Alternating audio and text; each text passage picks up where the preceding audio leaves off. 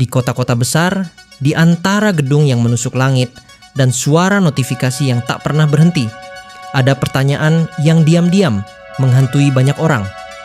Mengapa kita bekerja lebih keras daripada generasi sebelum kita, tetapi justru merasa semakin jauh dari rasa cukup? Dan mengapa alam yang dulu dianggap sebagai ibu yang menjaga kehidupan, kini dipaksa menjadi mesin tambang yang harus terus berproduksi, seolah tanpa batas? Pertanyaan-pertanyaan ini bukan sekadar renungan pengantar tidur. Ia mengingatkan kita bahwa apa yang kita anggap sebagai normal bukanlah sesuatu yang lahir bersama manusia.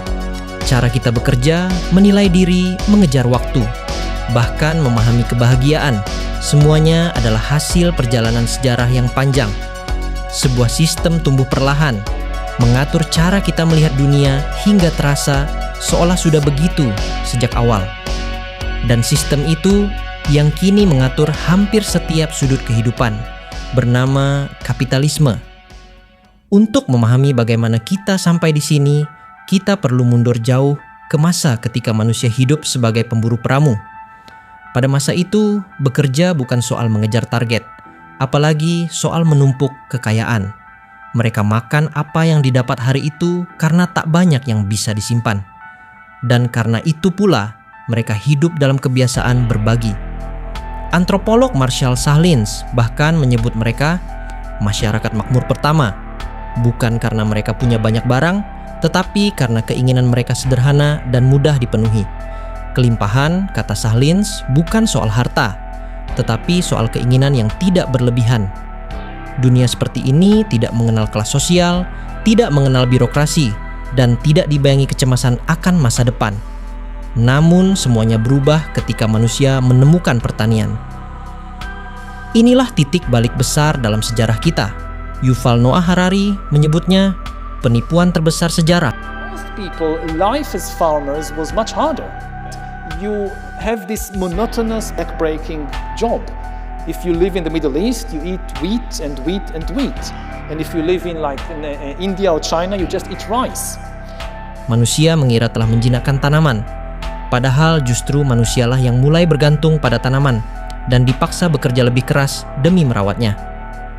Pertanian membuat manusia menetap dan untuk pertama kalinya memiliki surplus, sesuatu yang dapat disimpan pada akhirnya dapat dimiliki, dan sesuatu yang dapat dimiliki dapat pula dikuasai.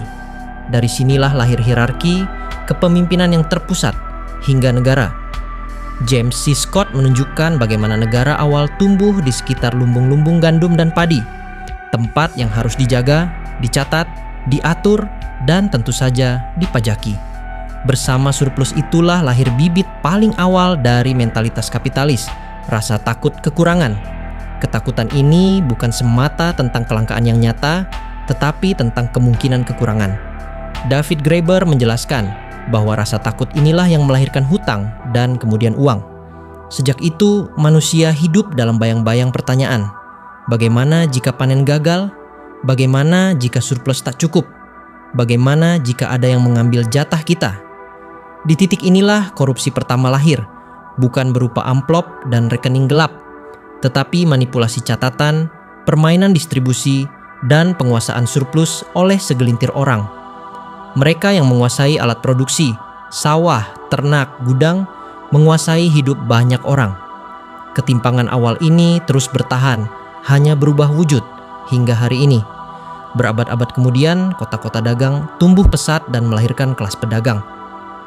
Feodalisme retak, digantikan kekuasaan berbasis modal. Sejarawan Fernand ten Braudel menggambarkan kapitalisme awal bukan hanya tentang jual beli, tetapi tentang cara baru memandang waktu dan risiko. Kapitalisme, tulis Braudel, adalah seni membayangkan masa depan, mencari celah, memprediksi, menghitung kemungkinan. Revolusi ilmiah memperkuat pola pikir itu. Ketika Newton menunjukkan bahwa dunia dapat dijelaskan melalui hukum matematis, manusia mulai percaya bahwa segala sesuatu dapat direncanakan dan dikendalikan. Pemikiran ini ikut merembes ke ekonomi. Max Weber menggambarkan bagaimana etika Protestan yang menekankan disiplin, ketekunan, dan pengendalian diri menjadi moralitas yang memberi fondasi budaya bagi kapitalisme. Disinilah kerja berubah menjadi sesuatu yang hampir sakral. Pada abad ke-18, mesin uap James Watt mengubah dunia. Untuk pertama kalinya, ritme hidup manusia ditentukan oleh bel pabrik, bukan oleh matahari atau musim. E.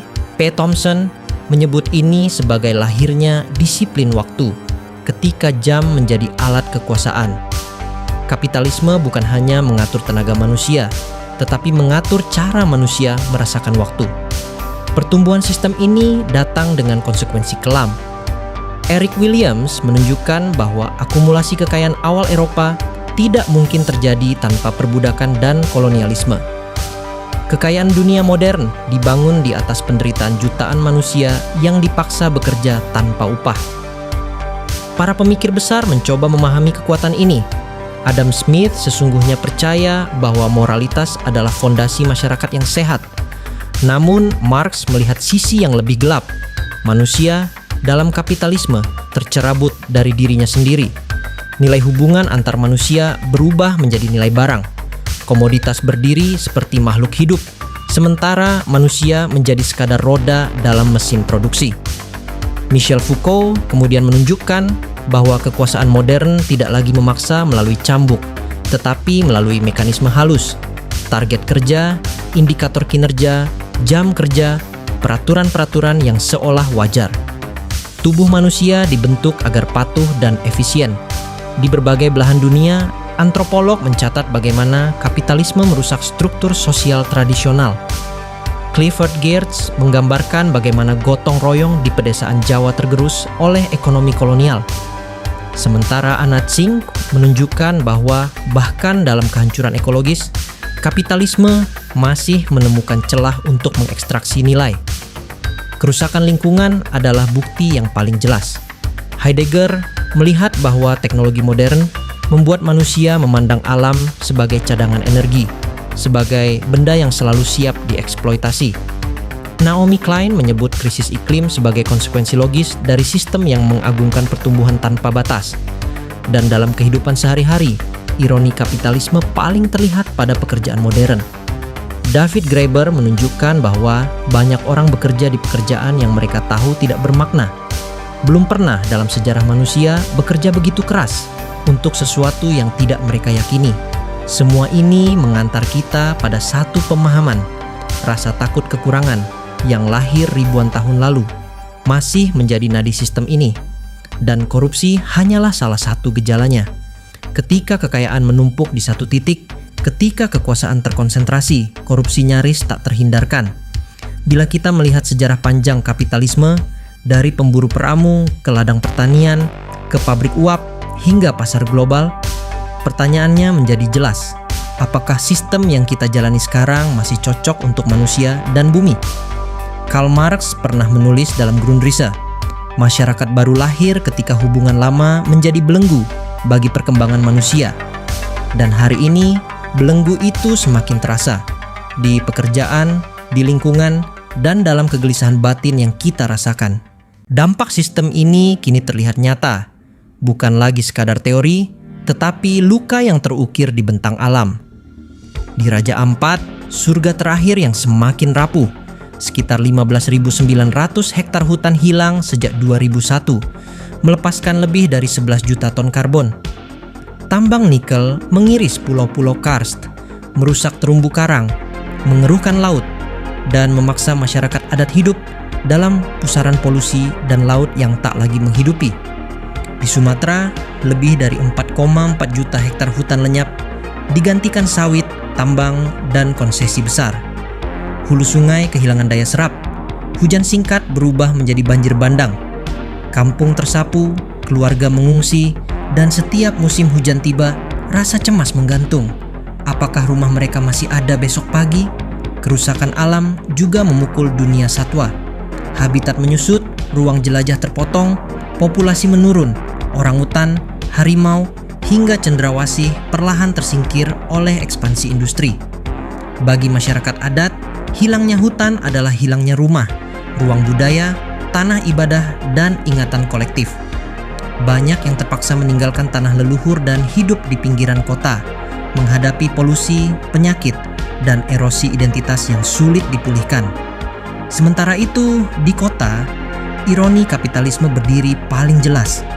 Kekayaan dari tanah yang dieksploitasi mengalir ke segelintir orang, sementara banyak lainnya terjebak dalam roda konsumsi untuk menutup kekosongan batin.